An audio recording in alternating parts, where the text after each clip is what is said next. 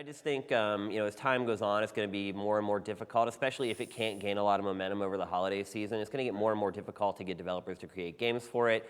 I just feel like there's a lot of confusion over it. Is it just a portable PlayStation 3? Does it just play PlayStation 3 games? Of course, we understand that's not the case, but I think out in the general public, because there are tons of games that do the cross-play, they're like, well, what is it?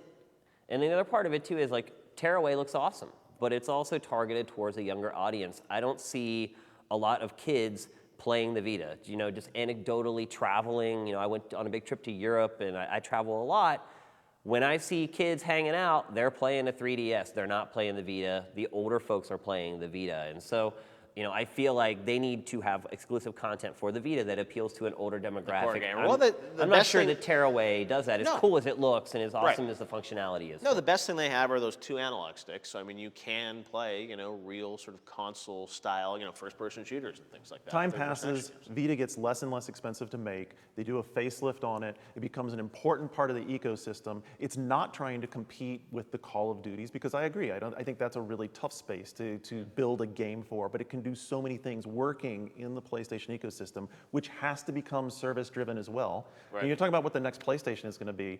Look, I think they're starting to get it. There's a reason they went out there and bought Gaikai. It makes a lot of sense. There's a reason they've been successful with PlayStation Plus since they've started adding in all these games. Look at how good the buzz has gotten for Plus now. Like, you look at that and for... Yeah, I remember like Red Dead Redemption you got for free 1 month. And things for like that. $5 a month now, you've got a library of games that you can play month in and month out. And I think as you look forward into what PlayStation is going to do on their next machine, they've become savvy to this. They understand they've got to be competitive in the service space as well. We were talking about platform holder. You're a platform holder. They're going to be able to do so much in the PlayStation ecosystem because it's become so big. They are PlayStation Mobile on the Android system. They are PlayStation on your Vita. They're PlayStation on your television and the PlayStation Network. They understand how to link into social networks and talk to all these people in all different spaces. If they get that mix right, then suddenly your Vita might be really important to you again. Well, and Glenn, one thing I would ask you about is, this idea, as Garnet said, of games across multiple devices. And we've heard a lot about, asynchronous multiplayer and, the game with the iPad app that hooks into the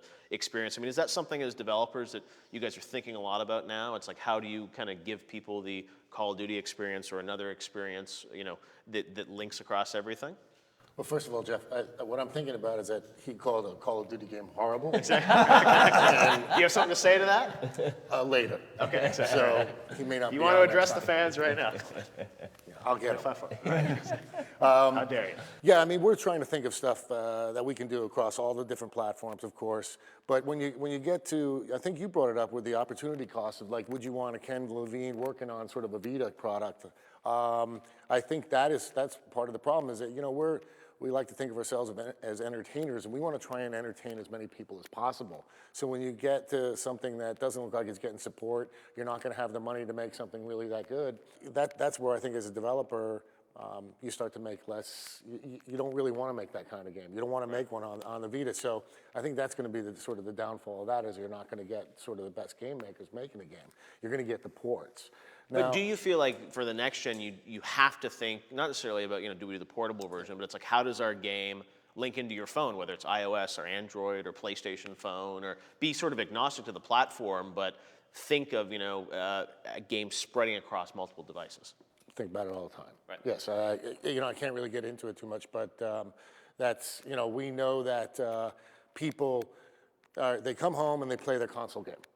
And they go to work and they're playing something else. Yeah. Right? Well, we don't want that.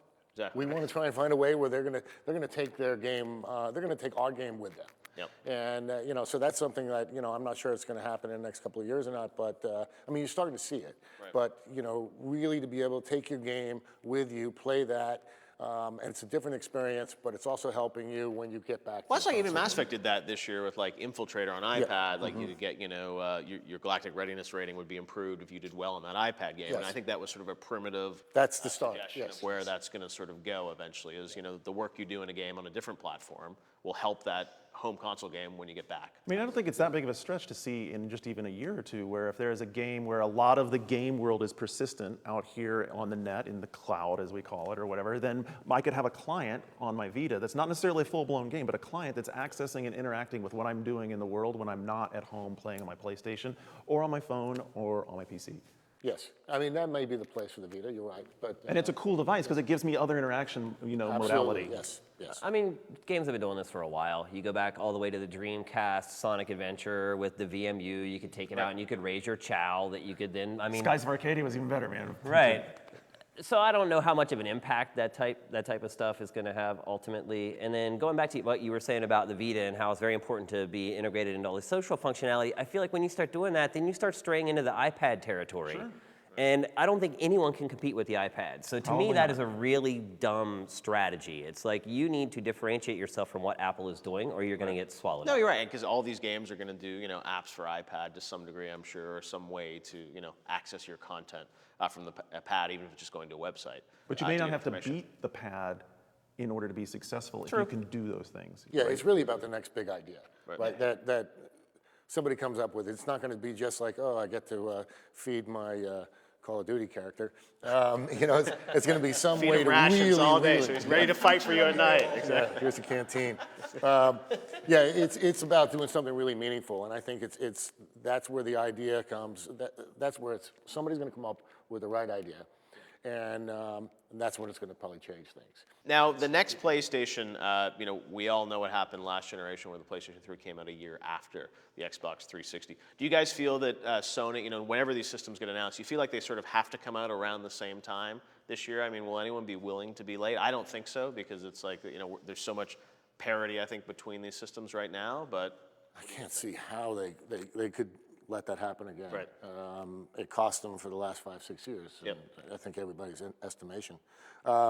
I sure hope not. Right. I sure Well, hope that's, they I mean, Sony obviously all has hope financial so, yeah. challenges and other things they have to think about. great for the but, industry, right? Exactly. That's why I feel like what we want is everyone to sort of come out and whether you're playing on PlayStation or Xbox or Wii U, it's like if these games, as you said, as creators as entertainers, if they can address the biggest possible audience, that's good for everybody. Yes. I think price was the bigger deal even than the time that they released later. I mean, $599 is a catchphrase that we will always remember in this industry, the day that they announced that, and people's jaws hit the floor. So to me, that was the big deal. Coming out a year late, I still feel like they could have won this generation if the price wasn't so No, inhibiting. I mean, for being a year later, it's amazing how much ground Sony has made up. The quality of games that they've put out. And you're right. I mean, price was very high for launch, but you wonder, with this new generation, there's lots of talk like, will they do a subscription plan where you can get the system for $100, but you agree to, be a PlayStation Plus member for 2 or 3 years. It's like a mobile. Exactly, because an phone iPhone plan, is, $600-700, but no one really pays that. So we'll have to see, but I mean, that could change the whole equation if you could buy, PlayStation 4 or the next Xbox for, $100 or $200. Change everything. Whether it's a price or the time, it was a big change. I mean, we went from PlayStation 2, it dominated everything, right? And Xbox was what? You probably pulled. It's a Halo box, is what it Yeah, was. yeah. And I don't know. So many people I know just in the development community were switched over because they had a year of playing with that.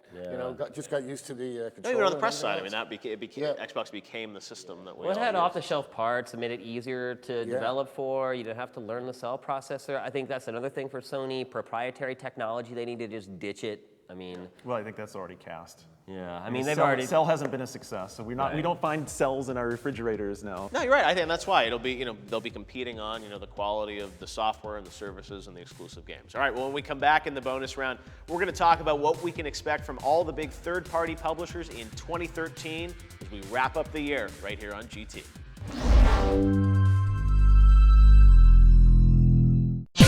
See this and other GT shows and game reviews on the GT Originals iOS app, available now on the App Store.